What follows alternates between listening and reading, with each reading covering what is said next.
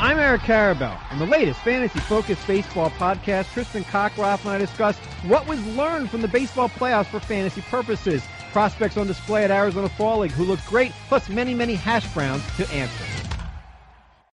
53-yard attempt for Dan Carpenter. Richard Sherman just cuts the legs out from underneath Dan Carpenter. The flags go down and Carpenter is hurt. Surprised that's not a roughing the kicker. How can they not make this call? Delay of game. Oh my goodness. Offense. The official didn't back away from the football till there was 5 seconds left. And a knuckle ball that is no good. From an officiating standpoint, I think he could do a little better than that. I'm in a great deal of pain every day of my life. I'm a player who played 7 years in the NFL. I've had a laundry list of injuries from head to toe. Currently, the NFL bans the use of cannabis for any reason. It's safer than what's on the streets, and it's safer than what's being provided, even by NFL team doctors. And now, reporting for Outside the Lines, Bob Lee. $13 billion in annual league revenues, $55 billion in media contracts, millions invested in instant replay. The suggestion just last week of adding an 8th on-field official, all of that. And still a colossal 2-pack last night of NFL officiating errors, leading just before halftime of the Monday night game between the Bills and Seahawks to controversy. With a decline in NFL primetime television ratings, moments such as last night's reinforcing critics about the quality of the product and the efficacy of the officiating. The Bills, rather than a 38-yard field goal attempt to make this a one-score game after a 7-minute zebra theater, were left down 11 and feeling gobsmacked. Oh boy, are they offside. Whoa. They went through and attempted the kick, and now Carpenter down grabbing his knee as Richard Sherman hit him. Prior to the snap, offside, number 25, defense, unabated to the kicker. It's a 5-yard penalty. Surprised that's not a personal foul for roughing the kicker as well, which would be 15 yards. If you continue after they've blown the whistle for an offside, it's no different when they pick up a quarterback and stuff him. You're going to get that 15-yard penalty. The offside penalty will be enforced on number 25. Trainers came onto the field to attend to kicker number 2. This will be a charged 4th timeout for Buffalo. Number 2 will have to leave the game. Which means they can't try the field goal. So a double whammy for Rex Ryan and Buffalo. They don't get the roughing the kicker call, and they have to do this to stop the clock with 1 second to go to bring an end to a wild first half. They took too much time. Is that possible? But the official didn't back away from the football till there was 5 seconds left on the play clock. Now it's a 54-yard try. And a knuckle ball that is no good. All right. NFL officiating chief Dean Blandino immediately tweeted to acknowledge that first error, the lack of a personal foul call roughing the kicker, and he later acknowledged the early restart to the play clock, which led to that 5-yard delay of game. Let's get out of the weeds of last night's swamp and into the bigger picture with ESPN NFL business analyst Andrew Brandt. Inevitably, Andrew. I won't necessarily say there will be lawyers here, but there will be cries for full-time officials. What's the chance of that? What's the backstory of that? Yeah, we've been having those cries for a long time. This is nothing new, Bob, and I covered this lockout, not a lockout of the players. Remember 2012, the referees were locked out. You remember the replacements and the touchception in Seattle, same place as last night. And one of the issues was full-time referees, and it was the NFL wanting that and the officials demurring against it. They didn't want that. They want their second income, and in many cases, their first income. I've seen... Last year, I saw Gene Steratore do a Monday night game, and the next night I was at a Villanova basketball game, and there he was again. So they want that second income. There is no full-time official sentiment going on either side right now. Here's where we were left with after the negotiation, the new CBA, Bob. We have the ability of the NFL to hire full-time referees, but there's no specificity, no timeline. They just have that ability. We hear there are a few full-time referees, but it just doesn't seem like that's part of the equation. All right, let's move from that quickly to an election day issue, and that is in the city of San Diego, where there's a ballot issue to fund partially fund the new Charger Stadium, which must pass by 2/3. It's an incredibly high bar. If it doesn't carry, and it probably won't, then what? It's a tough ask. The polling is showing about 50%. It looks like it won't pass, and that 66.7 is a lot. A couple things could happen. One, Dean Spanos could look at it. If he gets more than 50%, go back to the drawing board with San Diego. Try to get refurbishments at least on the Qualcomm Stadium, which is an insufficient facility. Then there's the option of L.A. until January 15th. They do have that option. We'll see if they go to L.A., join the Rams in a proposal that was worked out a year ago when the Rams were given the relocation ability in a league meeting. So we'll see what happens then. We'll watch the votes tonight in San Diego. Andrew Brandt, thank you very much. You got it. Now, among the many ballot issues today across the United States, marijuana, the use of medicinal pot, or the legalization of marijuana for recreational use. Now, as you'll see, this matters to a lot of NFL players, current and past, who say, we're hurting, we smoke, it is for pain relief, and the league should recognize that. 20 of the NFL's 32 teams play in states where medicinal marijuana is legal, and 15 teams play where pot use has been decriminalized. Today's voters in 9 states will decide even further. 4 states voting on legalizing medical marijuana. Polling says there's overwhelming support for that in Florida, a tight race in Arizona. 5 states decide decriminalization, and polls indicate easy passage in California, probably Massachusetts as well. Now, in California, retired NBA player Al Harrington has lent his name to the pro-Prop 64 pro-pot forces. My experience with my own pain, what it did for my grandmother, definitely made me take a deep look into the industry, and I ended up investing in this space. Marijuana, I feel, has enhanced my life. I still wake up at 6 o'clock in the morning, I walk my dog, and then I go straight to the gym. Now, Harrington talks about investing in the marijuana industry. If California today legalizes pot, within 4 years, the legal national market for marijuana could be a $22 billion annual industry. Eugene Monroe is a just retired NFL player. He's just 29. He is smoking for pain relief. The former offensive tackle smokes rather than take prescription painkillers, and he is a novice medicinal marijuana entrepreneur, and he spoke recently with E60.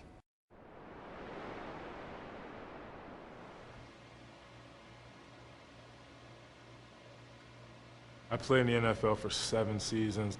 I've had a laundry list of injuries from head to toe. I'm in a great deal of pain every day of my life. We've all grown up. Oh, yeah. A few weeks away from fully ready to go for the patients. I've been on a steady course of drugs almost daily so I can continue to play. I'd love to see an atmosphere where we push away from the opioid drugs and use marijuana as a healthier, more natural way to heal from pain. Oh, yeah. Another new strain came to us. The stories are sad about how players went down a dark path. Players talk about taking dozens of Vicodin on a daily basis. Currently, the NFL bans the use of cannabis for any reason, and they continue to say they're waiting on the science. States are legalizing the use of marijuana, understanding that it's safer than what's on the streets and it's safer than what's being provided even by NFL team doctors. This is a change that needs to happen. Drug overdoses are the leading cause of accidental death in America, and the rate of such death quadrupled between 1999 and the year 2008.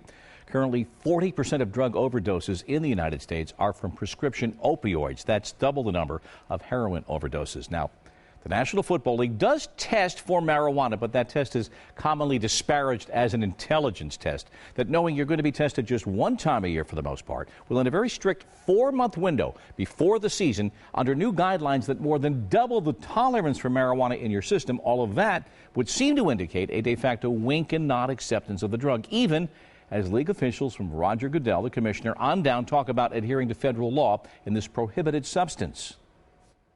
Currently on ESPN.com, Eugene Monroe, his use and his activism is vividly captured by one of the best, Tom Juneau, who joins us today. Happy to have him here. Sean Smith is here as well. He played 8 seasons in the NFL as a defensive lineman as recently as 2012. And 2 months ago, he tweeted that he had smoked prior to playing in games in the NFL. Edmund Britton played in the NFL, an offensive lineman, and he too admitted recently to the New York Post that he had played, when they said it in the headline, stoned as well. Guys, it's good to have you all here. A lot to talk about. Tom, first, you spent a lot of time with Eugene. Describe your observations of his physical condition. Well, Eugene he's one of those guys. You can tell he's a former NFL player by the way he walks and by the way he moves. He is one of those guys who is, you can just tell he's been wounded. He's been damaged. He is continually twisting his neck, and his neck is continually making these grinding sounds. He's continually trying to snap his shoulder back in place, and you can just see that it costs him something to move. Eben, you played with him in Jacksonville. You roomed with him. You know him well. What kind of a guy is Eugene? Eugene had an unbelievable work ethic. I mean, he was one of the sweetest guys. I mean, we've been best friends since being drafted way back in '09. Really, I consider him to be a brother, and this doesn't it doesn't surprise me for him to take this stance on something that he believes to be the right form of pain management. All right, let's play a little numbers game. We got a lot to talk about, but Sean, if you would, your estimate of the number of players in the league, active players from your experience, who smoke on a regular basis for pain relief. I'll say about between 60%, 60 and 70%. Eben, what's your guess? I'd say somewhere around there. I think it's definitely at least half, and maybe if not more so. Tom, what did Eugene offer in the way of an estimate, or did he? About the same. Yeah, so we're well over the halfway mark in a lot of that. Sean, let me ask you, what's your day-to-day physical condition, having played in the league? It's tough. It's tough getting up in the morning, getting out of bed with my bones cracking, always aching. It's hard sometimes. I can't even play with my kids, and they are very active in sports, and I have 3 girls, and I can't do certain activities unless I have that to get my body going and moving around. Like you say, Eugene, neck is cracking and all that. I go through the same thing, and I played 10 years, especially the guys that play in the trenches. We battle, and our body's in really a lot of pain. And it's funny when you go to a regular doctor, now that you're not seeing an NFL doctor, they're like, "Ooh, I can only imagine how hard your body go through. Oh man, you're in bad shape. You need this, you need that." But nobody wants to keep taking all these pain medicine, and it's not helping you. It may cure the problem for maybe a little second, but then after that, I don't want to have no surgery. Yeah, you bring up an important point. Eugene talked about that in our recent interview, talking about that conflict between prescription medication, opioids, opiates, and what else is available. Let's give a listen. For a long time, I've been forced to take pharmaceutical drugs that were causing adverse effects not only in my body, but potentially in my life. I've met players who retired and have gotten divorced and gone into depression, and their lives been turned in a 180 because of pharmaceutical drugs, but have found cannabis now and have gotten their lives back. Eben, what's the level of your concern about all the painkillers you have been prescribed over the years? Obviously now you partake of cannabis, but having been prescribed by medical professionals over the years, what was your level of concern at the time even? My concern was in doing whatever it took to be on the field. If that meant taking, prescription anti-inflammatories like Indocin or Cataflam throughout the day just to deal with, the day-to-day grind, I mean, that's what I was going to do. For me, being raised in a very holistically minded family, that always sort of I had this built-in gravitation towards cannabis as, my preferred source of pain management. I didn't feel crazy, I didn't feel angry, the irritation, not really doing anything for the pain, and as well as making it difficult to sleep. Cannabis really provided a much more natural, much more beneficial relief for me in, easing my psychological stress with being injured, as well as helping me sleep at night. I mentioned earlier in the program, Tom, they doubled the tolerance at the last negotiation. It's collectively bargained. There's a strict window. It's been called an intelligence test. We invited the league to be with us today. They did decline our invitation. They issued a statement which says, in part, medical experts have not recommended making a change or revisiting our collectively bargained policy and approach related to marijuana, and our position on its use remains consistent with federal law and workplace policies across the country, end quote. What's your reaction to that? Well, I've heard that before. When I interviewed an NFL official about the marijuana policy, that's exactly what they said and kept on saying for a half hour. They do not like talking about their marijuana policy because I think that the marijuana policy, if you look at what a policy is supposed to accomplish, is really a complete failure. If it's supposed to stop players from smoking marijuana, well, obviously it doesn't. And if it's supposed to engender respect around the league and for its policy, well, it doesn't, because even the use of the term intelligence test is a cynical kind of wink at the policy that most players regard as a joke. And then you get to the point where you still have players being suspended for a policy that they call the intelligence test. And that is, it's just I think all around it's a failed policy, and yet the NFL still sticks to it. Now, Sean, how would you describe the current NFL marijuana policy? I mean, it's cut and dry. You pretty much know when you can smoke and when you can't smoke.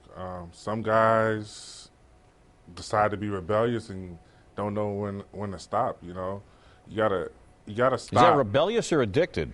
Or just dumb? All of the above. All of the above. You don't want to mess with your money, so you should know when to stop. But you have that time window when this is the last day you can stop and when you can start back after you take the test, when you take the test. It's funny that you say that the league doesn't want to take a stand on it and elaborate more on it, but that's all comes down to the commissioner. Roger Goodell, he knows. A lot of these people in the NFL probably don't even want to talk about it because they do it themselves. They'll be hypocrites. I believe at least half of the world smokes marijuana. Some for recreational, some for pain. Mm-hmm. All right, I got to ask this question. I'll put myself in the half that does it, which will be no shock to most that know me, but my drug of choice is the Malbec grape, but that's a whole other story. But, Evan, let me ask you, how the hell do you play NFL football if you're stoned? Well, how do you play NFL football on a handful of Vicodin? I mean, it's exactly one or the other. I prefer cannabis in that scenario. And you're talking about, doing whatever it takes to get through the pain to play on Sundays. Yes, if it's about taking a handful of Vicodin, a couple anti-inflammatories, maybe throw an Adderall in there. The Toradol. Don't forget the Toradol shot. Of course, Sean. You know the Toradol days when we were getting the shots. I mean, towards the end of my career, they started outlawing the shots and only giving guys pills. I mean, for me, the wreckage that causes on the interior of your body, what that's doing to, your lifespan. When you look at what cannabis is as an alternative to all that, I mean, that's just the ground floor of what this plant can provide. So, Sean, how would you describe your level of play if you spoke the day of a game? Oh man, I felt like when I was on, I played well. I was in a zone. I didn't feel a lot of pain. When you're a 340-pound guy going against taking on double teams and triple teams, that's a lot. After the game, my body used to hurt, like real bad. I'd be in so much pain. So I mean, at the level, I could function well. I mean, not truth be told, cannabis has been part of my life for a long time. I have Jamaican in my family too, so I mean, to me it helps me. All right, it is a fascinating topic, and we will certainly be revisiting. Tom Juneau, thank you, sir, for being here. Sean Smith, Evan Britton, appreciate it. And Tom's outstanding piece on Eugene Monroe is in the current edition of ESPN the magazine, on sale everywhere now. We'll be back.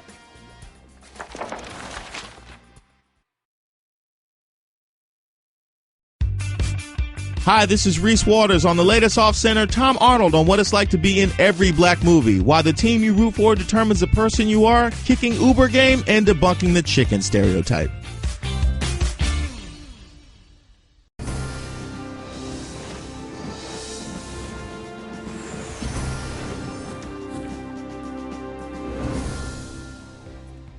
Yo, how you doing, man? I'm LeBron James, and I want to say thanks to all the troops for what you do. You guys are the real heroes. I mean, you guys see me and you guys see other guys in our sport and other guys across the sports always on TV, but without you guys, we wouldn't be able to do what we do, and ladies. So thanks, and happy Veterans Day.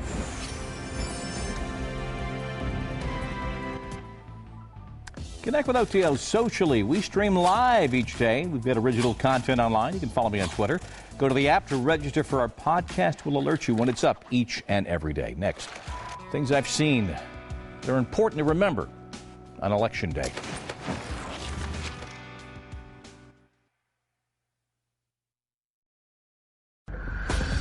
I'm Andy Katz from ESPN, along with my co-host Seth Greenberg. On Courtside with Katz and Coach G, we'll be joined by Arizona head coach Sean Miller and Indiana head coach Tom Crean in advance of the Armed Forces Classic in Honolulu. Lots of tabulation today. We've got the new college football playoff top 25. Tonight, 7 Eastern, Reese and the guys sitting down with Chairman Kirby Hocutt to go over the numbers. And, of course, it's all streaming. And then could be a dual-screen evening. Sports Center at night, Lisa and John, all the highlights, all the news. And, of course, not just on YouTube, but streaming as well. If you have not yet voted, you have plenty of time to get it done today. Public opinion polling would suggest, here's a shock, the lack of enthusiasm about this presidential election is as high as it's ever been. So why vote? Does it really matter? It does.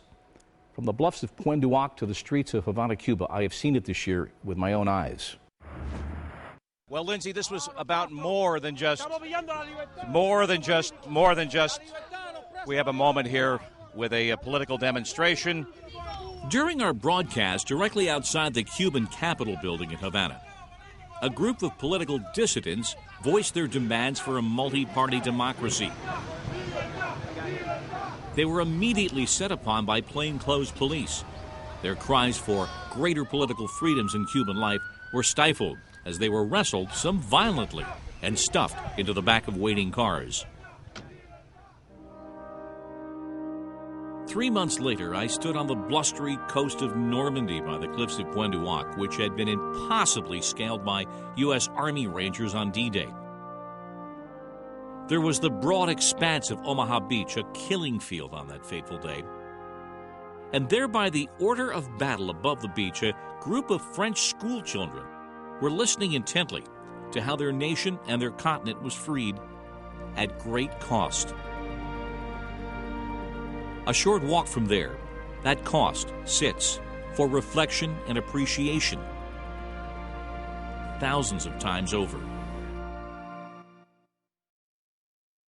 Elections matter. Choices matter. Vote. College Football Live, the new poll coming up.